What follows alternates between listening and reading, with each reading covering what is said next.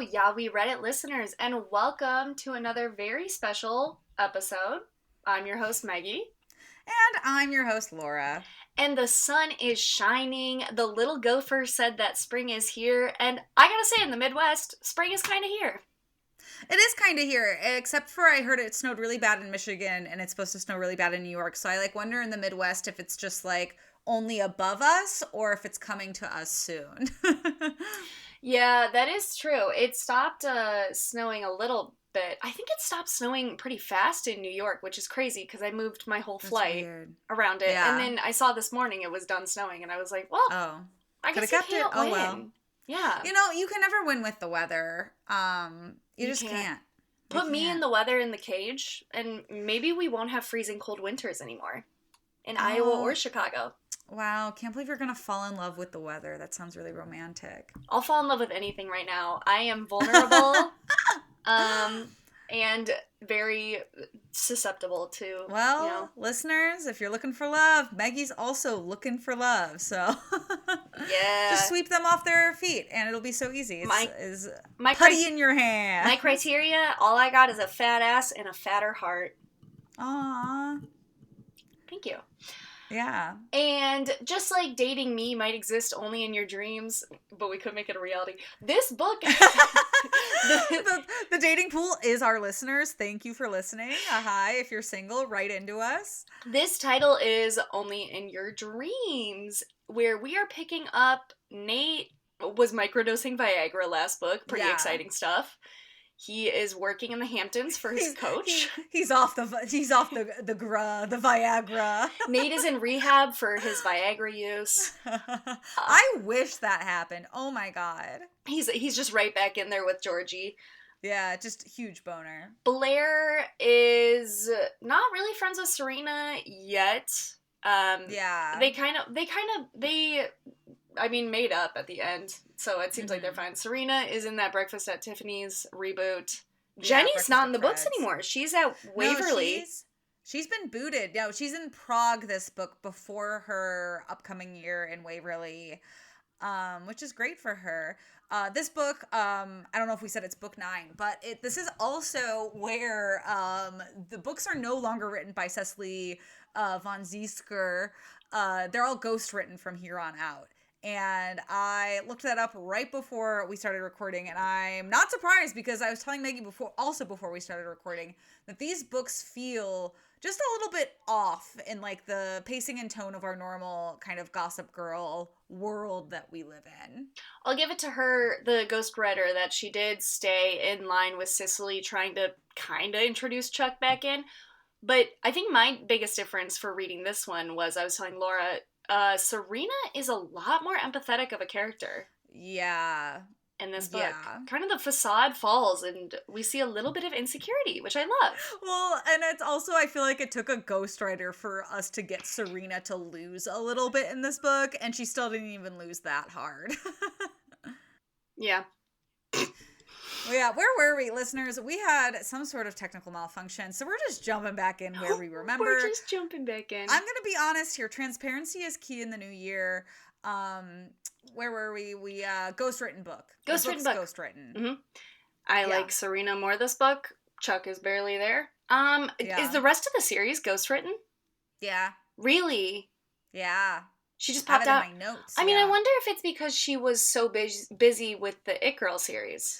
I mean, it feels like she was kind of maybe trying to sunset this series and kind of transition into the It Girl series, because last book did feel very finite, final. It was oh, we're all graduating and Blair's going off to meet this British lord and Serena's gonna be in a movie and everything like that.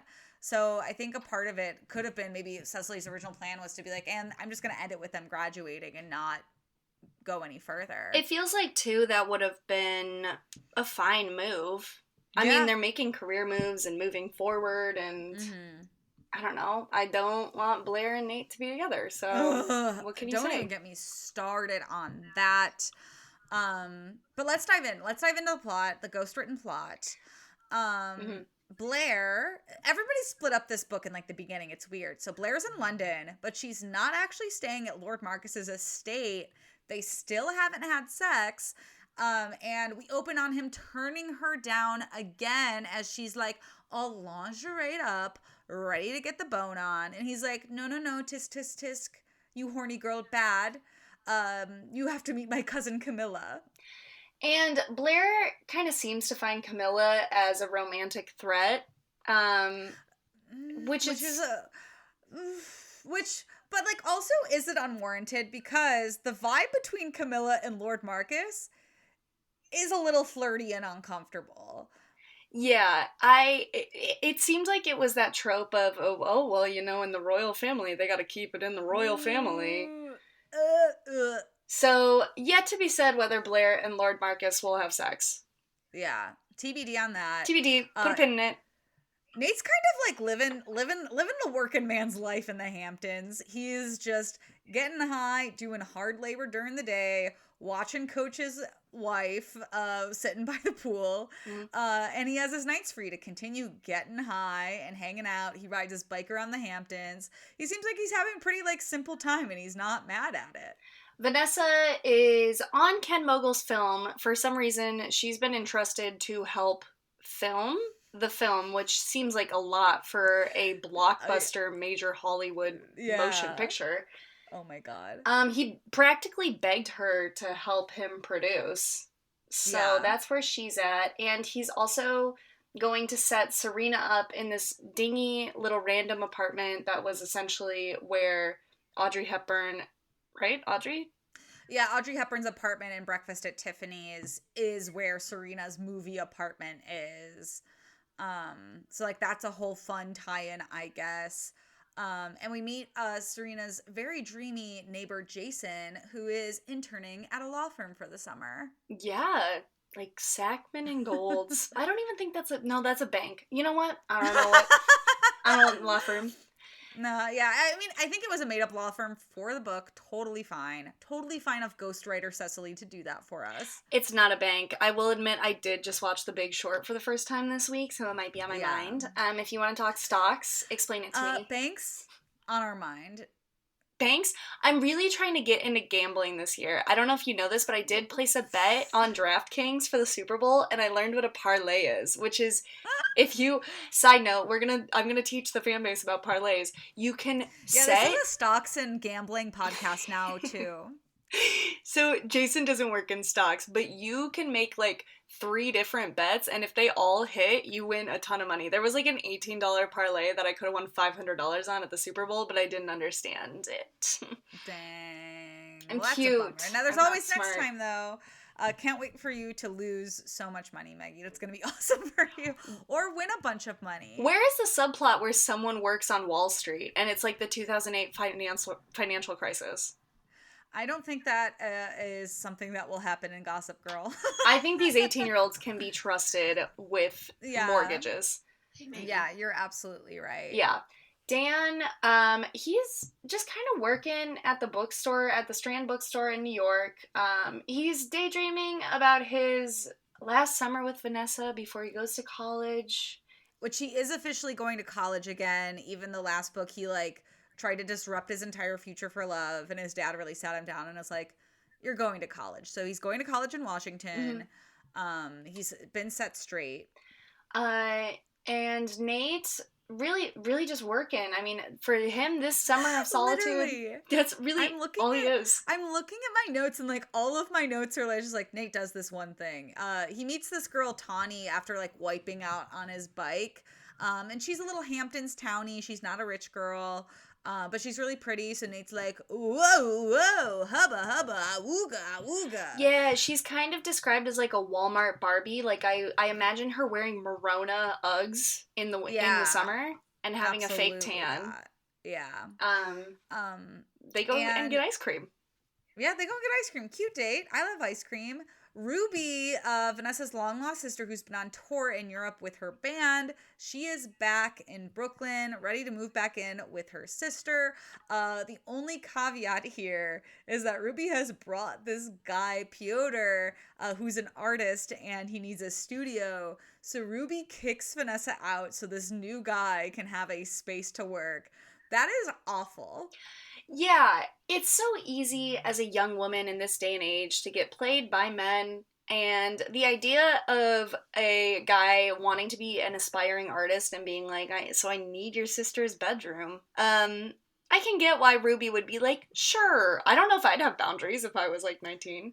But also, I mean, yeah. actually, would I? I don't know. I mean, I guess, I don't know. It's like, why are you doing this for a guy who, like, isn't paying rent, it seems? Like, this just feels like a lot, you know? But how I'm is the very hesitant pipe? about it. Have we considered the pipe? I mean, if Ruby's gonna pay double rent in Brooklyn by herself, the pipe's gotta be pretty good. Yeah, bring home the bacon Yeah. and lay down the bacon. Wow. Maybe he is. The age-old expression of laying down the bacon. That's all that love is when you're 20, is getting bacon and getting baked down. Getting baked on dat. Exactly. We'll work. We're gonna workshop it next episode. We'll probably forget, but if we come back with a better option, we'll let you know. Is getting your PhD in sucking and fucking. Yeah, nice. Thank I you. like that one. Vanessa, distraught that she's been kicked out. She also doesn't have like time to move out. She's just like, get your things and get out of my apartment.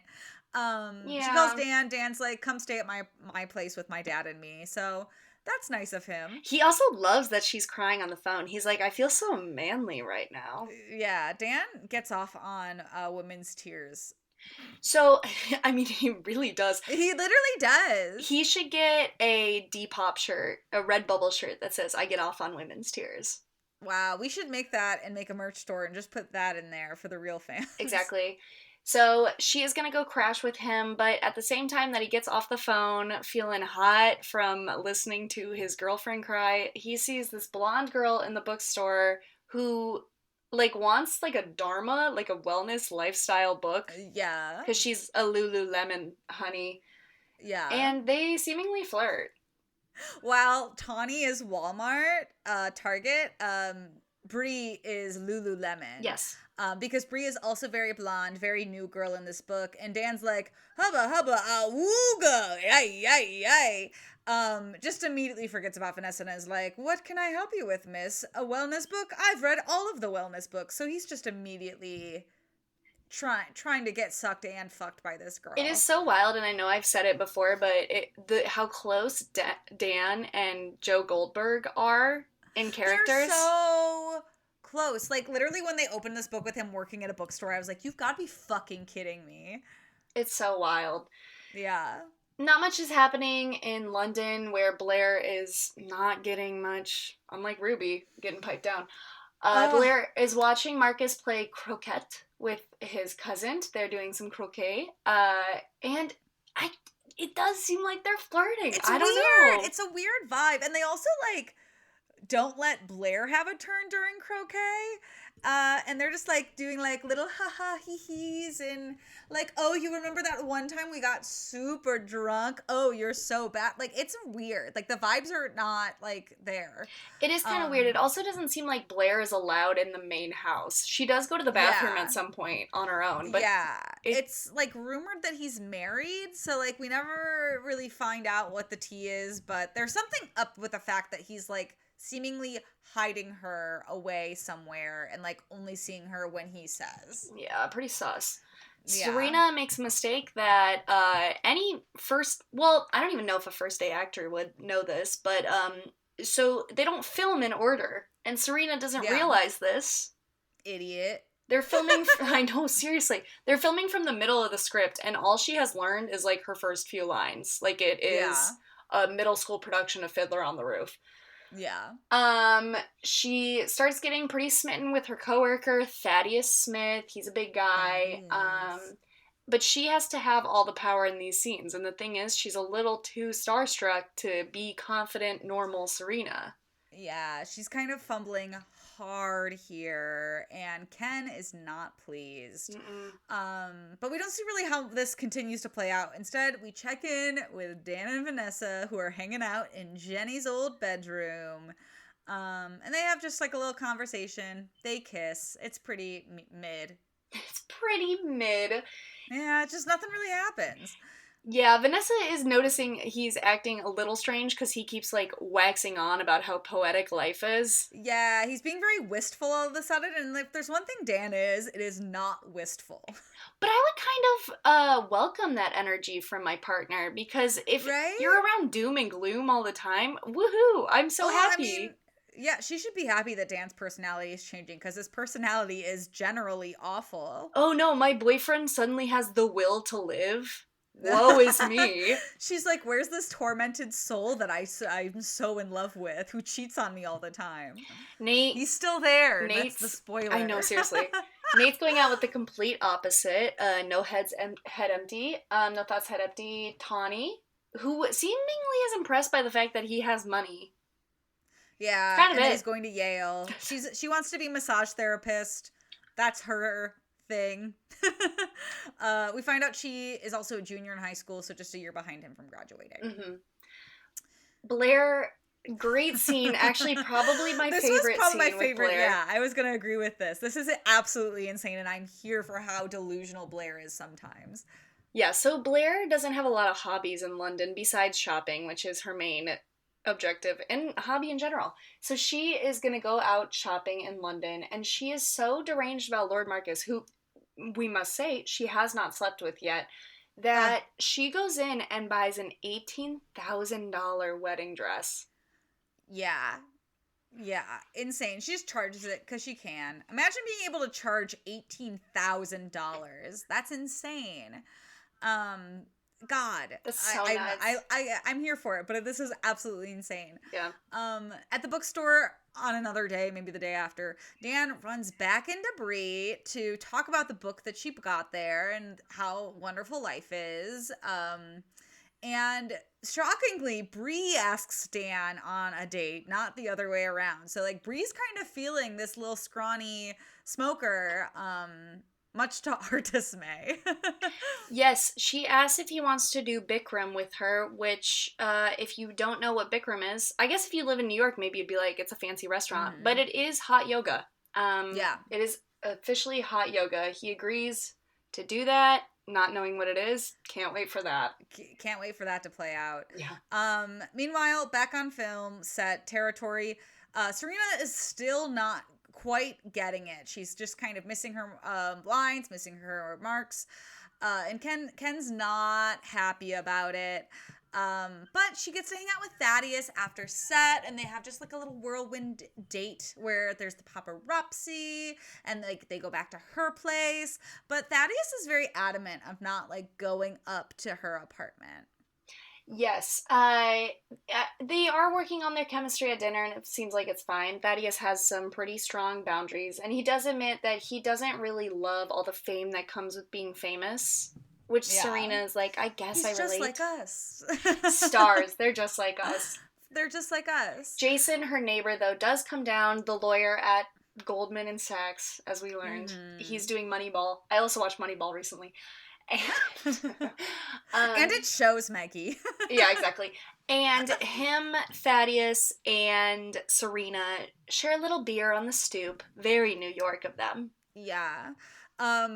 Blair's lifestyle in London is just going from bad to worse because she finds out that her reservation at the suite she's staying at is expiring and Marcus hasn't renewed it, nor has he told her. She is finding all of this out from the hotel concierge, and he lets it slip that that Marcus has a wife, and Blair's like, you know what? I have had enough of this. Please get me on a first class trip to New York tomorrow.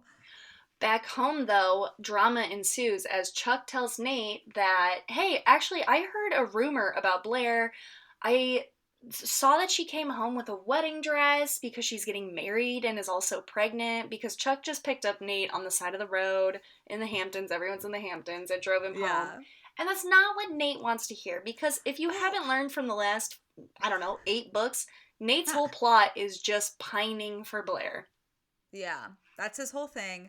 But also I feel like Nate is old enough to know better to not like listen to everything Chuck tells him because like I'm sure Chuck has done enough of these situations that we know he's not right about most of them. I would love to know Chuck's birth chart. I bet he's a Gemini. Yeah, and Maggie hates Gemini. I do. I don't like Geminis. That was a callback to a conversation Maggie and I had yesterday. So very delightful for us. Listeners are like, that's interesting. Unless our listener base is all Geminis, then what if I can be get persuaded. a string of 1-star reviews because we said Maggie doesn't like Geminis, and everyone's like, fuck this podcast. You know what? And we're like, if SZA won't make songs for Cancers, I cannot make podcasts for Geminis unless I date one and I have a really good time. Listen. Yeah. So just know that Maggie's iron fist on this is very loose.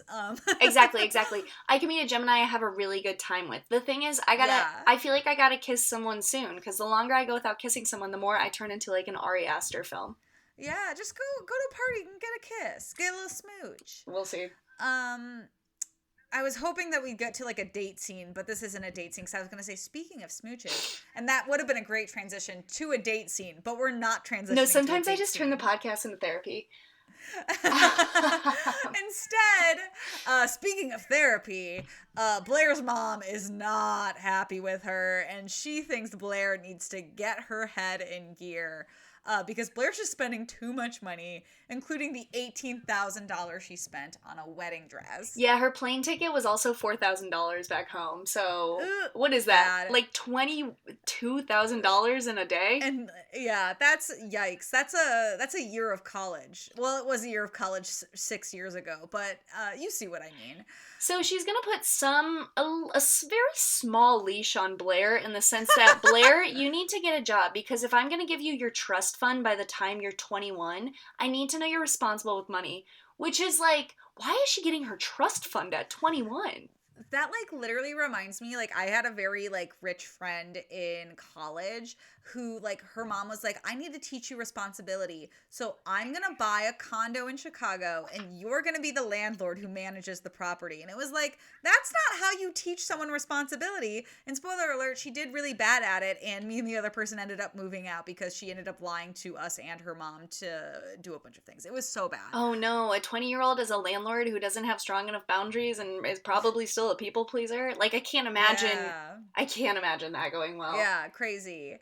Let's check in on we have to talk about Blair's idea of responsibility is getting a job in, like, the film on the film doing wardrobe for Bailey Winter, who's like this really famous designer, and her mom's gonna help her get a job. So it's nepotism. Easy. Yeah. Here I was thinking, like, wow, is Blair gonna get like a hostess job or something? No, she's still rich as fuck. We get to the scene where Bree and Dan are finally going to hot yoga, and boy, is he shocked. He's in jeans, and it's like, what are you gonna do hot yoga in? And Bree hits him with a curveball that this hot yoga is not like a normal hot yoga. They are going to crank the room up to like 120 degrees, and people actually get fully naked for this hot yoga. Which is disgusting. Have you ever been to hot yoga? Can you imagine, like, sweaty pubes? I'm sorry. Not to be, TMI. I'm sure, like, this, like, exists somewhere, but, like, it has to be, like, super underground, because, like, I feel like any distinguished business couldn't just, like, be like, yep, and everyone's gonna be naked. Yeah, you're also pretty packed in there. I like, especially for this one, I would think that you are separated. They were doing, like, pairs yoga, too, so you were just, like, naked with somebody all over you, which just, again, feels unsanitary. Dan immediately is like, naked girl, hubba hubba awooga. And he's like, oh no, a boner coming. And then he ends up working with the, like, 50-year-old instructor instead.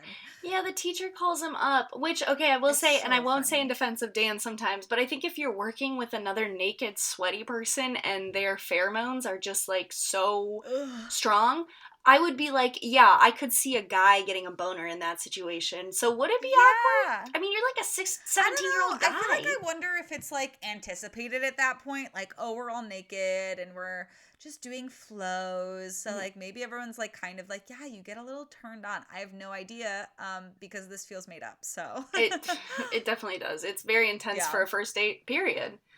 Yeah. Speaking of dates, Nate and Tawny go on a date. They meet up with some of her friends at this clearing that's kind of a log on the beach. And her friends are kind of indicating that they hate rich city kids, and they're kind of sniffing it out that Nate might be a rich Yeah. city kid. Yeah. I mean, Nate doesn't really like beat around the bush here. He's basically like, I'm a rich city kid. And Tawny's like, guys, he's not like the other rich city kids. That's really all that happens. Nothing much else goes on there. Serena might be getting some luck because she finally gets a text from Thaddeus saying he misses her. So she's like, oh, yippee. She skips Yeah, on and over. in true Serena fashion, she's like, I think I'm falling for him. And like, they haven't even kissed. Um, and we, as the readers, learn that the text was meant for a guy instead of Serena. Serena will not put two and two together. Thaddeus answers the door shirtless and is like, oh, let's work on lines. And Serena's like, this isn't what I imagined for our like date, but okay. She can luckily gaslight herself into believing anything she wants to, so she's just like, Mm-hmm. he must be taking it slow. Yeah. Vanessa, reasonably over Dan's bullshit at this point in the series is like, hey, you're changing your personality for the 100th time. What's that all about? And Dan's like, whoa, whoa, whoa, my son child, you just have to love life more. I'm not changing that much. I've always been like this. And we're like, whatever, Dan. Yeah, another precursor for this is that she does read some poetry where he essentially is just, he drops Buddha in the poem, and it's like clearly about a girl, which Yeah. she doesn't really get. Ultimately, this scene ends with them splitting up because they're different people now, and I'm Yeah. sure they'll get back together at some point. Yeah, I hope not. Blair is about to have an interview to be Brandy, I think the big fashion person's name. Bailey Winter. Bailey Winter. When Marcus calls, he kind of indicates he and Camilla are second cousins. He clarifies that, which to me read is okay. That's a they fucked. did you hook up? Well, I guess we're Yeah. second cousins. Because he says like I understand like but we are second cousins, like it's a defense, and Blair just hangs up, so we do not know how this plays out. No, hey, but it could. We know what the brother sister stuff was like. The ghostwriter was like, I've seen the incest that goes on in here, so the cousins, not far fetched. Yeah, absolutely. So Blair interviews with Bailey Winter, and her mom and her brother's girlfriend also kind of show up. It seems like a really relaxed interview. I mean, obviously, there's 3 people there. Yeah. And also Blair's brother's girlfriend is like 12, so it's weird that she came along for this. I get the sense that Tyler's girlfriend also wants to be Blair in a way, because at graduation she was wearing the same outfit as her, the Oscar de la Renta outfit. That's just creepy, honestly. Like, back off. Yeah, let's take a minute to assess the younger brother dating the mini-me older like sister. Like a version of his older sister? That's weird. Wild. Serena on set, I'm shifting from this. I don't want to spend too much time thinking about how creepy that is. Serena misses a cue on set, and this is like, we're getting close to the last straw with Serena's relationship with Ken. He is so pissed, but instead of taking that out on Serena, he finally is paying attention to Vanessa's like camera work on set that they've been on for like a while now, and he realizes that she's being super experimental with it, and he gets so mad that he fires Vanessa. Which honestly warranted. Like, when you're on a film set, like, you very much have to stick to the shot list. Like, you don't like just play around unless you like ask for another take to play around. Like, you don't just take liberties there. No cinematographer gets to do that. That was crazy of her. So Vanessa obviously is leaving set in tears. She runs into Blair and Jasmine, Blair's brother's girlfriend, and the brother's girlfriend kind of indicates that she might know of a job for Vanessa if she really needs one. Yeah. And Blair, on the other hand, runs into Serena. And it's kind of like awkward because they don't really like know where they stand, but it seems like they're going to be friends again, especially after Serena mentions that she's living in the Breakfast at Tiffany's apartment. So Blair's like, great, moving in. Mm-hmm. So they're going to live there together. And I think they're going to share a bed. I think there's only one bed. So very best friend summer for them. We have a really quick chapter where Dan seemingly has a heart attack from running with Bree. I think she actually has to give him CPR. I'm pretty sure that's how that one Yeah. ends. Oh, I thought that was like a bit for her to like kiss him, like because he was so like tired and he fell. I'm sure it's like one of those truth and comedy things where it's like half kiss, Yeah. half I actually probably need to Yeah, administer CPR. exactly. But even like with all of this, Dan's like, wow, I'm still like loving how Bree's changing my outlook on life. Which, I mean, I probably don't disagree. You're exercising and not smoking. Yeah. Um, we find out Vanessa's job that she gets from Jasmine or Mini Blair is to nanny two twin boys who are like 6, 7, maybe. Yeah, and they're painted as like mini Chucks, but they don't ever do anything bad in this book. Yeah, they're just like they're literally just children. They're just like kids who are kind of like wanting her attention. She also Yeah. shows up to the job interview after slamming a whole bottle of wine. Which slay, honestly, if it works for you, it works for you. Well, she gets the job. As long as it She wasn't gets the red job. wine, because you could definitely tell the evidence is on your teeth. Yeah. Blair's moving her stuff into Serena's apartment, and she also meets little lawyer intern Jason, and she is smitten with him pretty easily. Yeah, they go up to the roof, they like look at the moon, they drink wine, they flirt. It's a really cute chapter. It's cute. I'm liking this. Nate, on the other hand, is like fighting for his life with Tawny. He's really trying hard for his school life not to overlap with his Hamptons blue collar Bruce Springsteen life. Mm-hmm. But he runs into someone he knows at a concert, and Tawny kind of figures out that he is Serena's ex, which she's very excited about because she loves breakfast at Fred's. Yeah, and it's like, yikes, not looking great for him in that. Blair and Serena are hanging out in their shared apartment, and Serena's being vulnerable for once, the very first time, and she opens up to Blair about how she's just really struggling with acting, and she's not really getting it, and she's really bummed because she thought it would come super easy to her because it has previously when she's done other acting in the series. And Blair really sits down with her and like helps her like get the character down, which is really nice. It's a very sweet moment. It is really sweet. They have a coaching walking scene outside of breakfast at Tiffany's where she just is trying to make her be more confident because that's what the character is confident. Yeah, exactly. Vanessa is babysitting, sober, when with another bottle of wine. With another bottle, but she's not going to be sober long. She's bringing the twins to a playground, and a rollerblader runs over one of the twins she's babysitting. She has a little bit of a run-in with the rollerblader's friend, who's this girl who's very much a Karen. And she realizes the person who ran over the kid is Dan, and the other rollerblader is Bree. Yikes. And Vanessa's like putting two and two together, like, oh, Dan was cheating on me again. How awesome for me. But of course, Dan gets his karma immediately. One of the twin boys throws up his ice cream sandwich all over Dan, which I thought was hilarious. Yeah, I loved that. Good for them. We get a Gossip Girl post that, well, I mean, Dan won in one way, because Thaddeus Smith does run right into Gossip Girl that Dan kind of looked good in his short shorts. Ooh. So. Get it, Dan. Swing the other way. We really just don't get many Gossip Girl posts this book. I feel like the ghostwriter was like, I don't know what the fuck to do with this, so they didn't do many of them. Yeah. We get a brief scene where Nate calls Blair because he misses her, and Blair's like, what the fuck do you want? And he's like, I heard you're getting married. And she's like, I'm not fucking getting married. I'm busy working. Bye. So it's very funny to me. I did love that. Just like her cutting him off so fast. And then the sign off that she leaves him with is, have fun at the beach, by the way. Embarrassing for Nate. So embarrassing for him.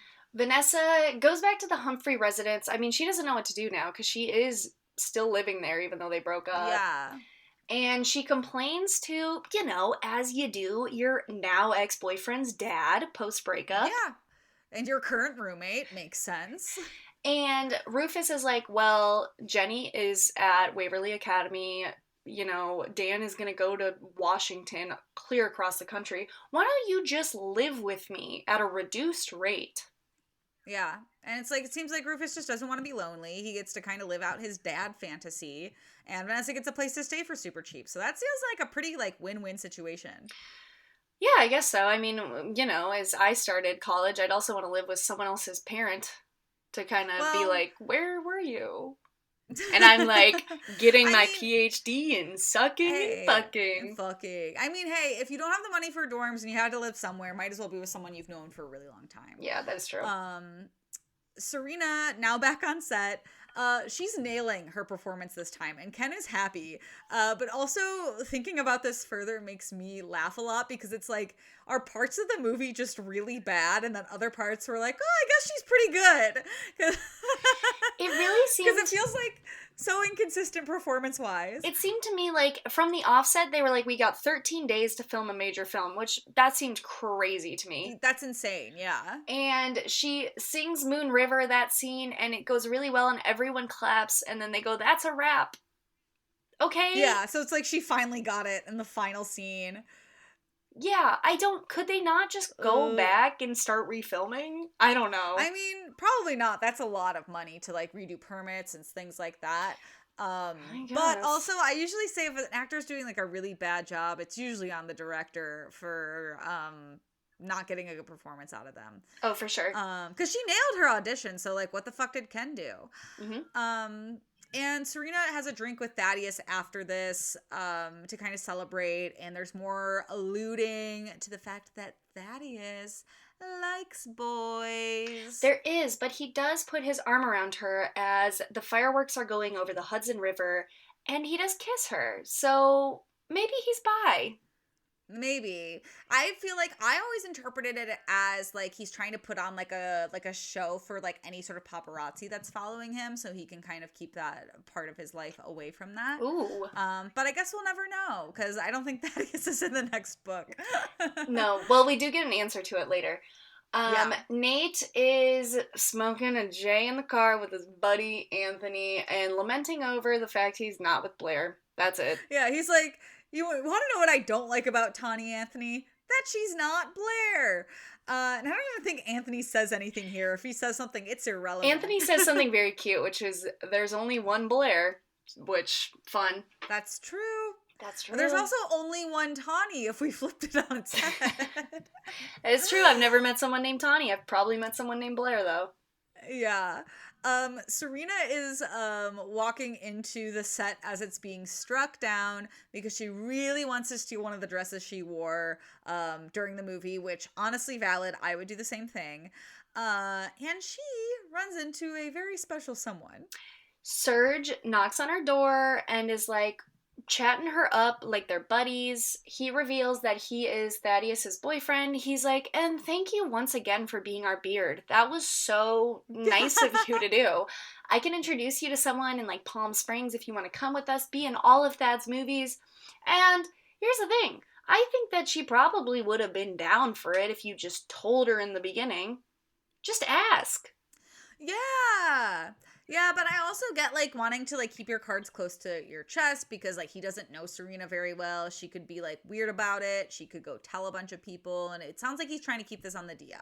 That is true. I guess this isn't a time way before they legalized gay marriage. What a time we've lived through. Wow, really? I know, like, think about, like, the person writing this book, and they're like, oh my god, and he's gonna be gay. How salacious. And we're, like, reading it now, being like, well, this feels like a pretty normal and also weird that he has to be so secretive about it. But, like, makes sense for the time period.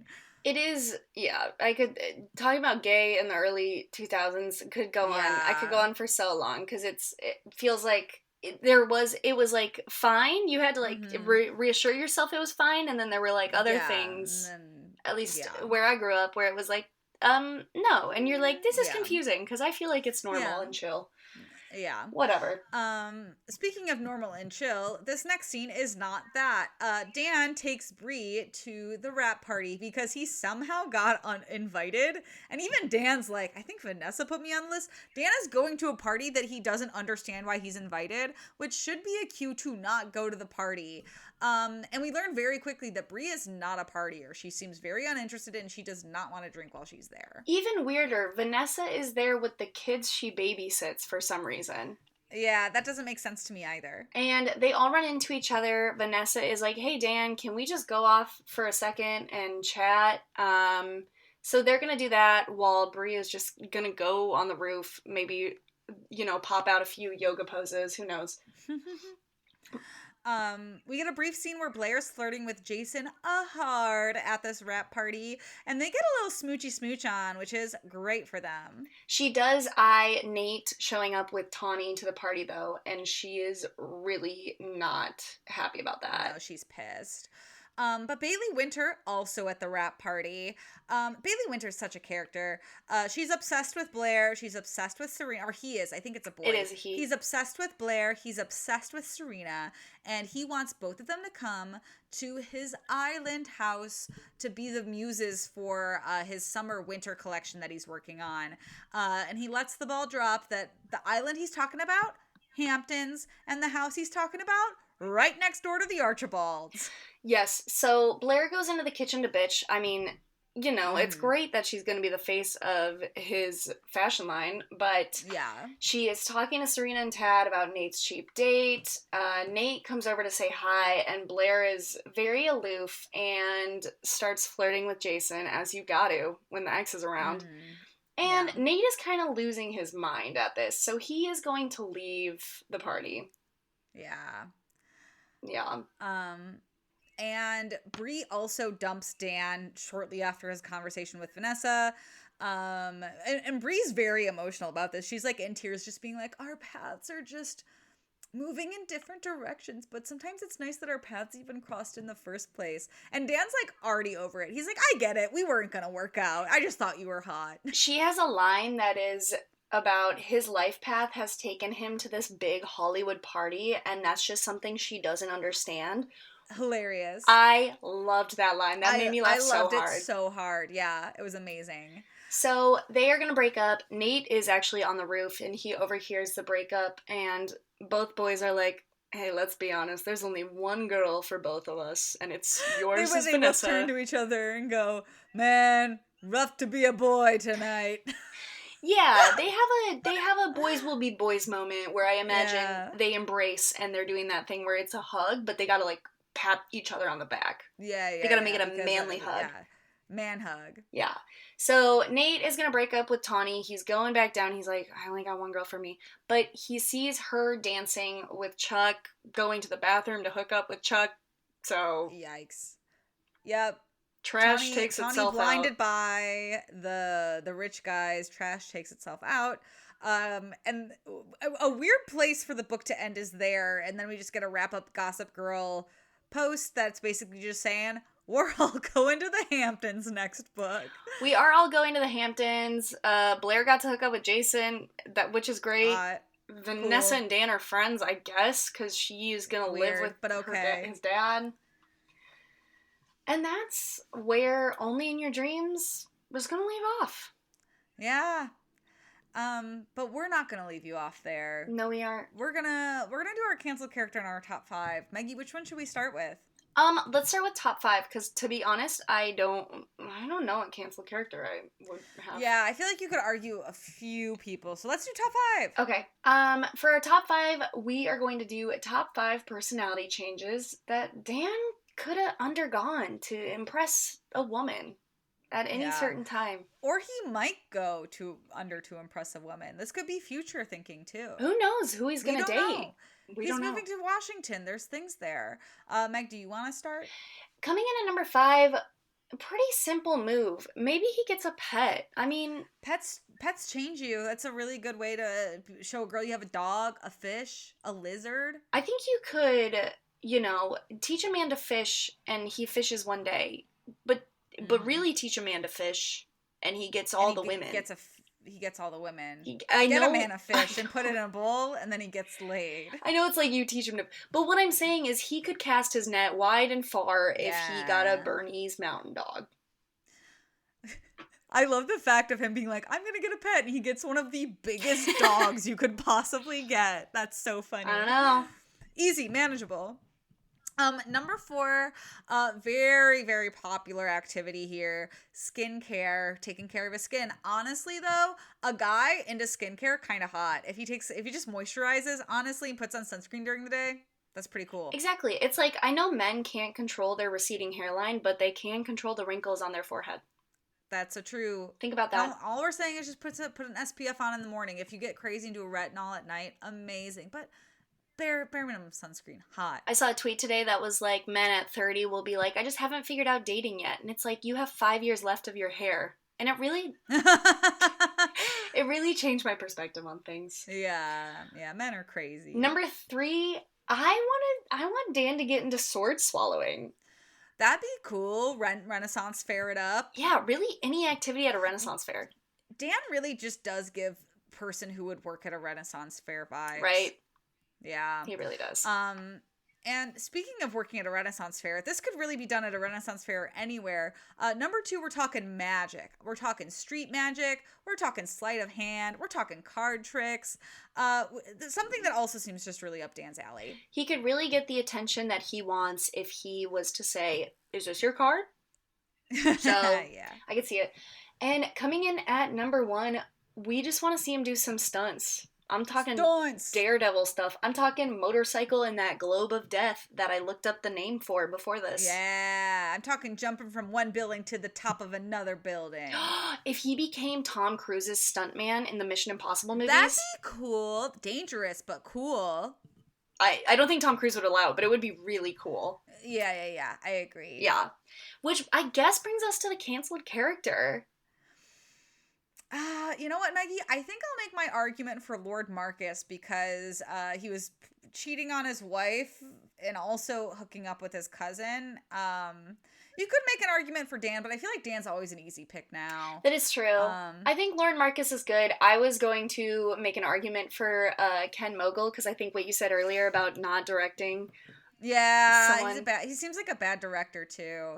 Yeah.